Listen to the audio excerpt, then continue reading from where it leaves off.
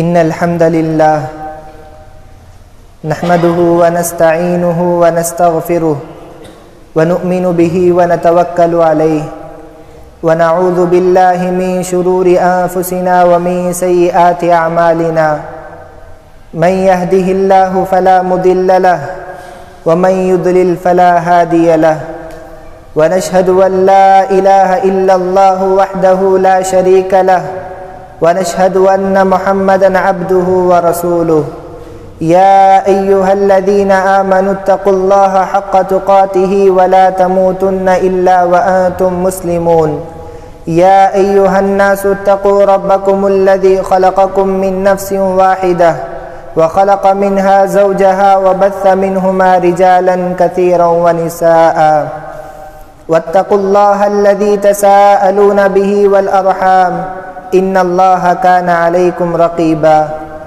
يا أيها الذين آمنوا اتقوا الله وقولوا قولا سديدا يصلح لكم أعمالكم ويغفر لكم ذنوبكم ومن يطع الله ورسوله فقد فاز فوزا عظيما أما بعد فإن خير الحديث كتاب الله وخير الهدي هدي محمد صلى الله عليه وسلم وشر الأمور محدثاتها وكل محدثة بدعة وكل بدعة ضلالة وكل ضلالة في النار فأعوذ بالله من الشيطان الرجيم بسم الله الرحمن الرحيم والله جعل لكم من بيوتكم سكنا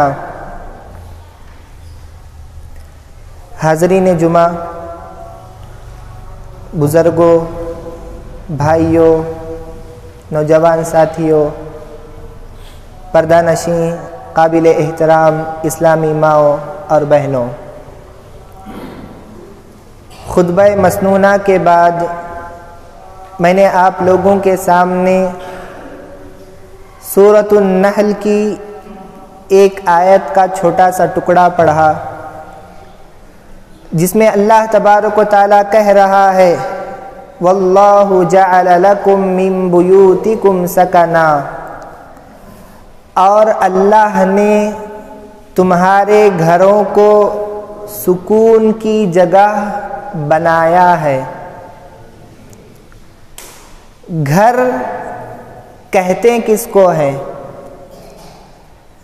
گھر صرف ان چار دیواری اور چھت کا نام نہیں جہاں ہم رہتے ہیں، حقیقت میں گھر کہتے ہیں اس جگہ کو جہاں بڑے چھوٹوں پر شفقت اور نرمی کا معاملہ کرتے ہو۔ گھر کہتے ہیں اس جگہ کو جہاں چھوٹے بڑوں کی عزت اور احترام کرتے ہو۔ گھر کہتے ہیں اس جگہ کو جہاں ماں باپ کا لاڈ و پیار پایا جاتا ہو۔ گھر کہتے ہیں اس جگہ کو جہاں میاں بیوی کی پاکیزہ محبت پنپتی ہو۔ گھر کہتے ہیں اس جگہ کو جہاں سکون کا ماحول ہو، غم گزاری کا جذبہ ہو، جہاں کے افراد ایک دوسرے کے درد دکھ میں شریک ہوتے ہو، تو گھر اس جگہ کو کہا جاتا ہے۔ گھر یہ وہ مقام ہے جہاں سے انسان کو سکون ملتا ہے، انسان کو راحت میسر ہوتی ہے، جہاں انسان پہنچ کر بے فکر ہو جاتا ہے۔ اس لیے اللہ تبارک و تعالیٰ نے کہا واللہ جعل لکم من بیوتکم سکنا، اللہ نے تمہارے گھروں کو تمہارے لیے سکون کی جگہ بنایا ہے۔ اگر گھر ہی سے انسان کو سکون نہ ملے، گھر ہی سے انسان کو راحت اور بے فکری نہ ملے، تو انسان کی بے سکونی اور بڑھ جاتی ہے، کیونکہ اسے امید تھی کہ گھر سے سکون ملے گا۔ اور گھر سکون کی جگہ ہے، جس جگہ سے سکون کی امید ہو، جو جگہ ہی سکون کی ہو، وہیں سے انسان کو سکون نہ ملے، راحت نہ ملے، بے فکری نہ ملے، وہاں پہنچ کر انسان بے چین ہو جائے تو اس کی بے چینی دوبالا ہو جائے گی۔ محترم بھائیوں، آج ہمارے پاس گھر ہے، مگر بہت کم ایسے گھرانے ہیں جہاں پر سکون کا ماحول ہو، چین کا ماحول ہو، راحت کا ماحول ہو، اطمینان کا ماحول ہو۔ بہت کم گھرانے ایسے رہ گئے ہیں، ورنہ تو اکثر گھرانے ایسے جہاں پر لڑائی جھگڑا ہے، جہاں پر بے سکونی ہے، بے اطمینانی ہے، بے چینی ہے، فکر نام کی کوئی چیز وہاں پر، بے فکری نام کی کوئی چیز وہاں پر نہیں رہی۔ بہت سے گھرانے آج ایسے ہو کر رہ گئے ہیں۔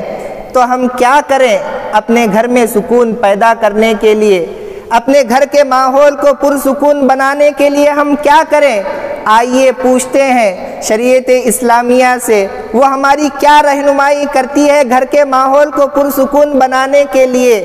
تو شریعت اسلامیہ سب سے پہلے کہتی ہے کہ تم اپنے گھر میں دین کو جگہ دو، تمہارا گھر پرسکون بن جائے گا۔ اپنے گھر کے ماحول کو دین کے رنگ میں رنگ لو، یہ رنگ تمہاری زندگی کو رنگین کر دے گا، تمہاری زندگی میں خوشیوں اور راحتوں کو بھر دے گا۔ تو سب سے پہلے ہم اپنے گھر میں سکون چاہتے ہیں تو گھر میں دینداری کو لائیں، گھر کے رنگ کو دین میں رنگ دے۔ اللہ تبارک و تعالیٰ نے وعدہ کیا ہے، من عمل صالحا من ذکر او انثی وهو مؤمن فلنحینہ حیاتا طیبہ، جو مرد اور جو عورت نیک عمل کرے اس حال میں کہ وہ مومن بھی ہو، تو اخروی فائدے سے پہلے اللہ تبارک و تعالیٰ نے اسے پاکیزہ زندگی دینے کا وعدہ کیا ہے، مثالی زندگی دینے کا وعدہ کیا ہے۔ کیا ہے مثالی زندگی؟ مثالی زندگی وہ زندگی ہے جس میں سکون ہو، اطمینان ہو، راحت ہو۔ حقیقی معنوں میں وہی زندگی مثالی زندگی ہے۔ اگر ہم اپنے گھروں میں سکون چاہتے ہیں تو گھر میں معاملات دین کی بنیاد پر کرے، ہمارے گھر میں مشورے دین کی بنیاد ہو، ہم اپنے بچوں کی تربیت دینی تقاضے کے مطابق کرے، نہ کہ زمانے کے تقاضوں کے مطابق۔ ہم اپنی بیوی کی خواہشات دینی تقاضوں کے مطابق پورے کرے، نہ کہ جیسے وہ چاہے۔ ہم اپنے شوہر کی اطاعت وہاں تک کرے جہاں تک دین ہمیں اجازت دیتی ہو۔ ہم اپنے بچوں کے ساتھ لاڑو پیار کا معاملہ وہاں تک کرے جہاں تک دین اجازت دیتا ہو۔ تو گھر میں جیسے ہی ہم دین کو جگہ دیں گے تو خود بخود دینداری کی برکت سے ہمارا گھر پرسکون ہو جائے گا۔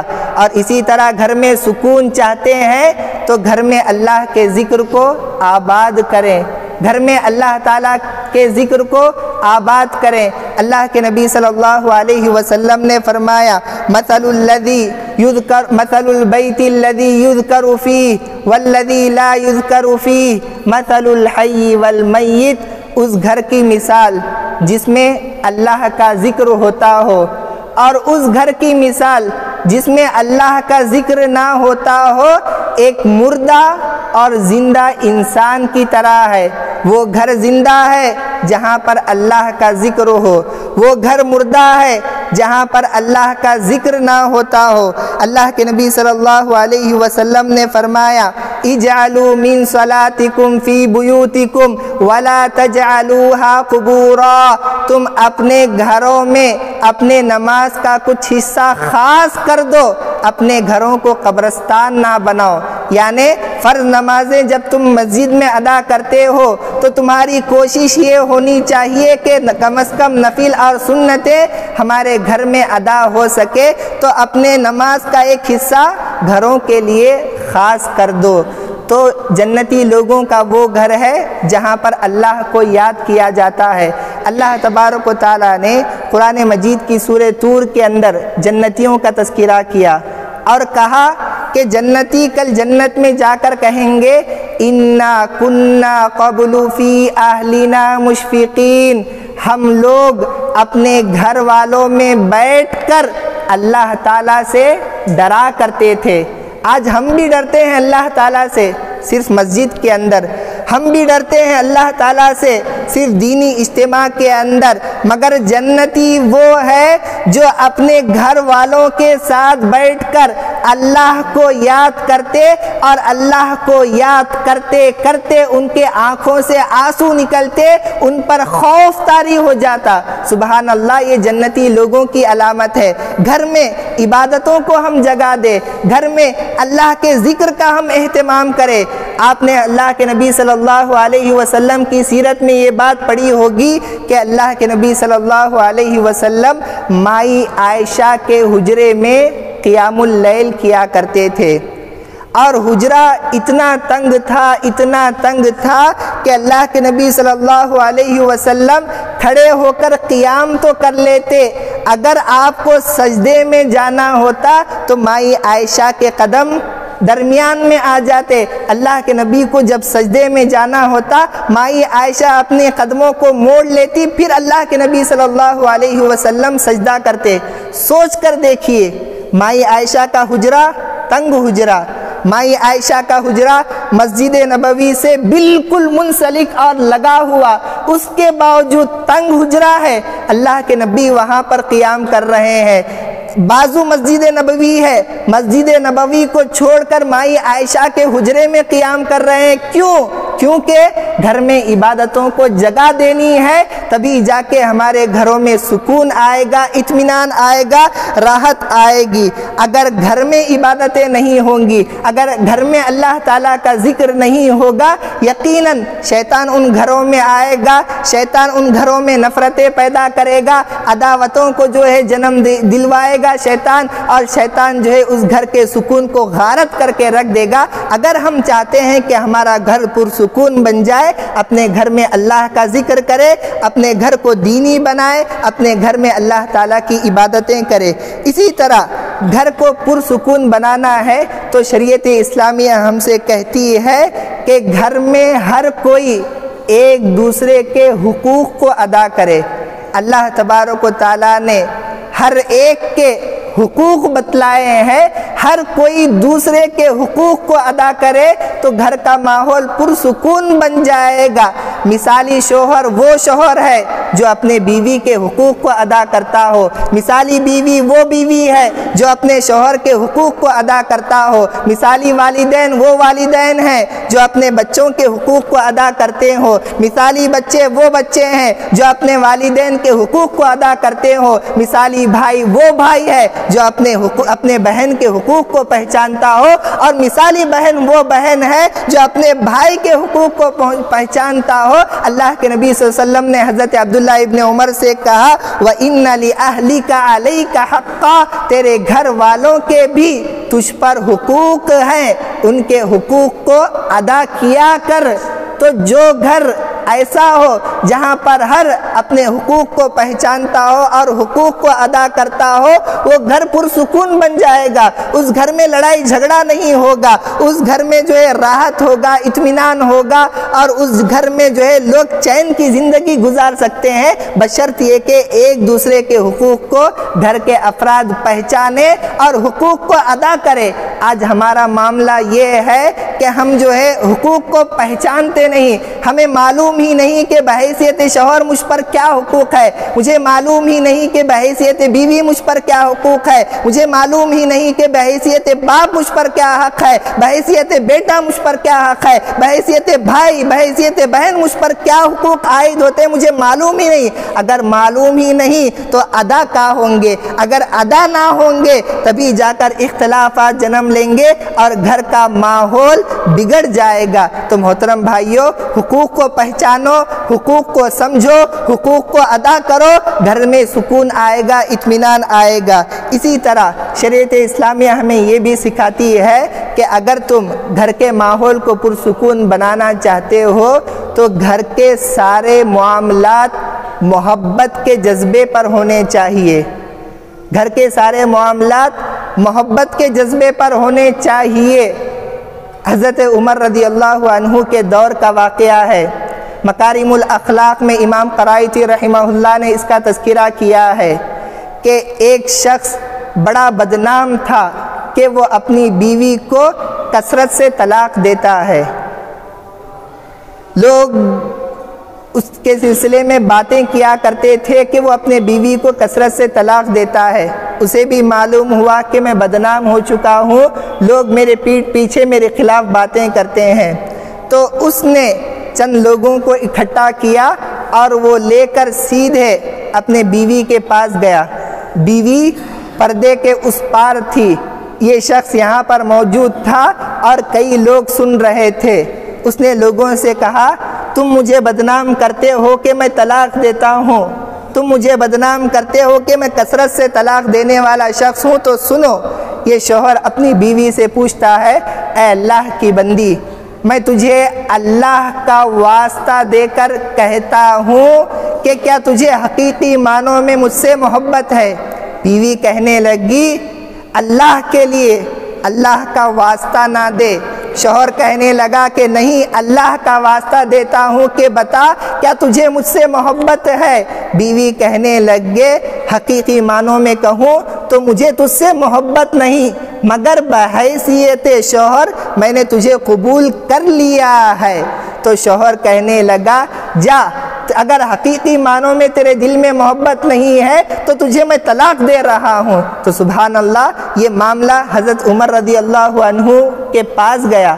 حضرت عمر رضی اللہ عنہ نے سب سے پہلے بیوی سے کہا کہ اگر تیرے دل میں حقیقی محبت نہ تھی تو نہ تھی، جھوٹے منہ ہی صحیح اپنے شوہر سے کہہ دیتی کہ مجھے تجھ سے محبت ہے، کیونکہ شوہر کو خوش کرنے کے لیے بیوی اور بیوی کو خوش کرنے کے لیے شوہر جھوٹ بول سکتا ہے، اسلام نے اجازت دی ہے۔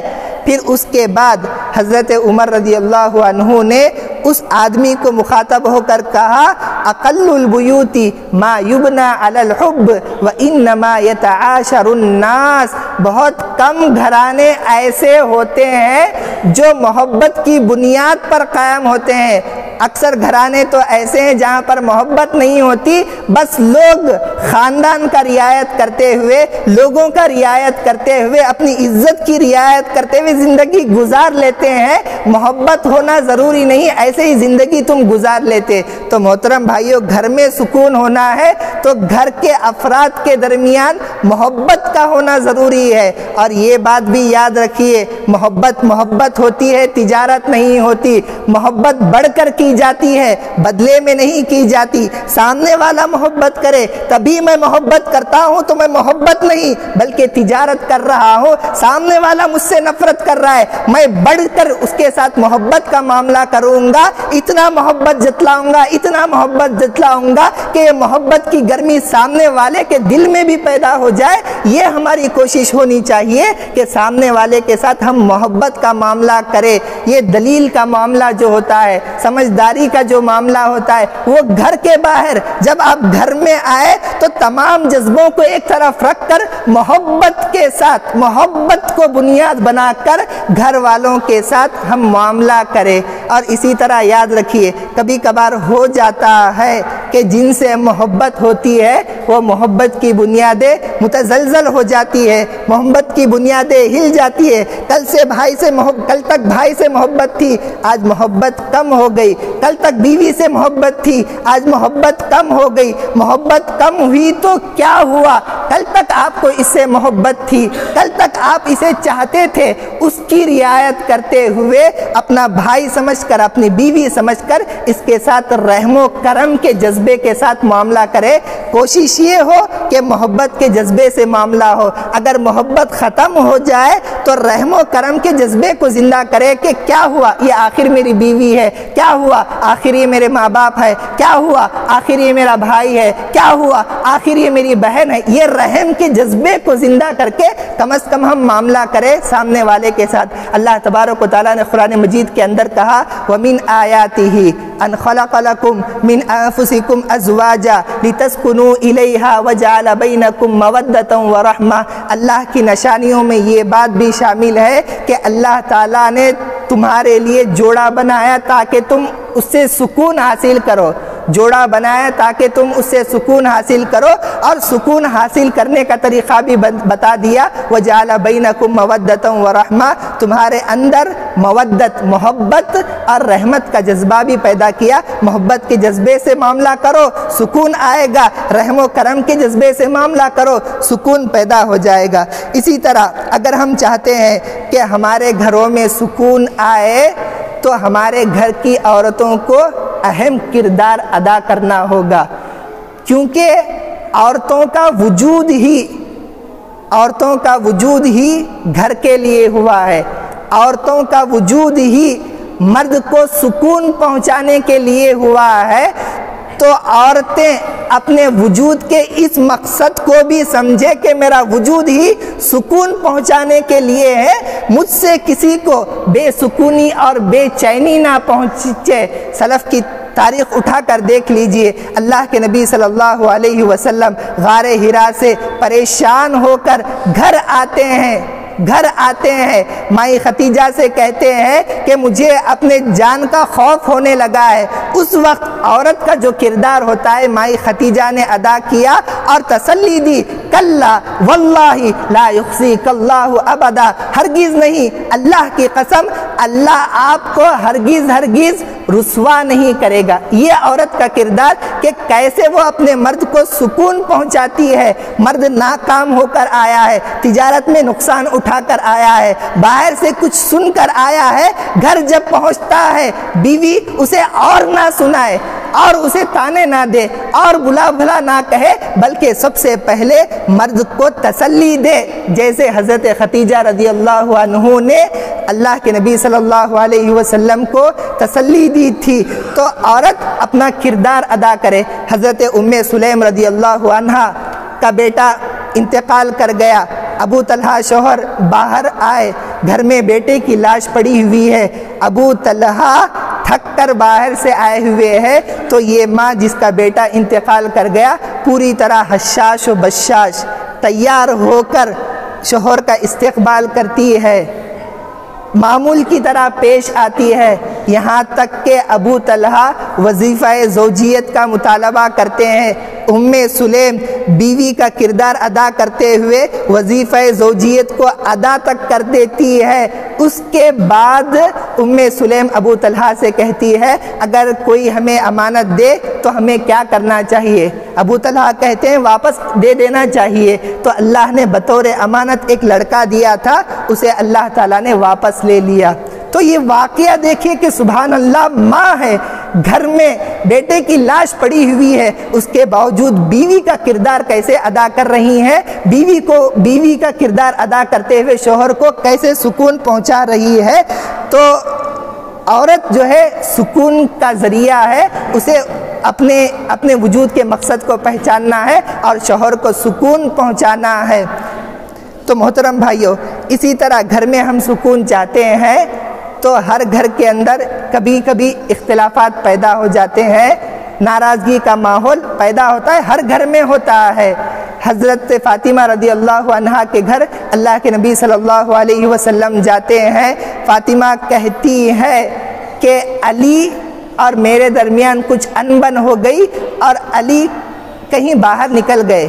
تو سبحان اللہ، علی اور میرے درمیان کچھ ناچاقی ہو گئی، انبن ہو گئی، علی نکل کر چلے گئے۔ اللہ کے نبی صلی اللہ علیہ وسلم حضرت علی کی تلاش میں نکلتے ہیں، گھر جا کر دیکھتے ہیں کہ مسجد نبوی میں وہ سوئے ہوئے ہیں اور جو ہے ان کی چادر تھوڑی سے ہٹی ہوئی ہے اور ان کے جسم پر چند جو ہے کنکر لگ گئے ہیں۔ ان کنکروں کو صاف کرتے ہوئے اللہ کے نبی کہتے ہیں قم یا ابا تراب، اے ابو تراب اٹھیے، اے مٹی والی شخصیت اٹھیے۔ تو یہ واقعہ ہے، اس واقعے پر غور کرے کہ بیوی فاطمہ جیسی، شوہر علی جیسے، اس کے باوجود ان کے درمیان اختلاف ہوا۔ تو ہر میاں بیوی کے درمیان اختلاف ہوگا ہی، مگر اختلاف کے وقت سلیقہ اختلاف کو نہیں بھولنا چاہیے، اختلاف کے آداب کو ہرگز بھولنا نہیں چاہیے۔ حضرت عائشہ رضی اللہ عنہا سے اللہ کے نبی صلی اللہ علیہ وسلم نے کہا اے عائشہ، جب تم مجھ سے خوش ہوتی ہو تب بھی مجھے پتہ چل جاتا ہے اور جب تم مجھ سے ناراض ہوتی ہو تب بھی مجھے پتہ چل جاتا ہے۔ مائی عائشہ نے کہا اے اللہ کے نبی آپ کو کیسے اندازہ ہوتا ہے کہ میں آپ سے خوش ہوں یا ناراض ہوں؟ مائی عائشہ رضی اللہ عنہا نے کہا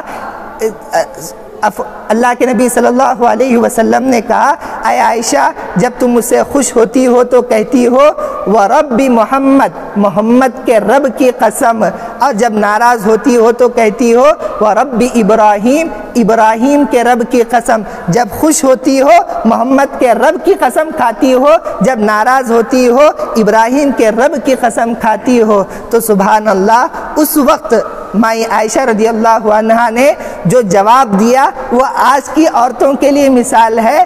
مائی عائشہ کہتی ہے کہ اللہ کے نبی جب خوش ہوتی ہوں تو ابراہیم آپ کا نام لیتی ہوں، جب ناراض ہوتی ہوں تو ابراہیم کا نام لیتی ہوں۔ یاد رکھیے ناراضگی کے عالم میں بھی میں صرف آپ کا نام چھوڑتی ہوں، آپ کو چھوڑنے کی بات نہیں کرتی۔ سبحان اللہ، یہ کردار ہونا چاہیے بیوی کا۔ تھوڑی سی ناراضگی ہو گئی میں چلی جاؤں گی اپنے ماں باپ کے گھر، تھوڑی سی ناراض ہو گئی آپ نہیں تو کیا دوسرا مجھے مل جائے گا، تھوڑی سی ناراضگی کیا ہو گئی میرے بھائی میرے باپ مجھے پال لیں گے، نعوذ باللہ۔ یہ ایک مومنہ کا کردار نہیں ہو سکتا۔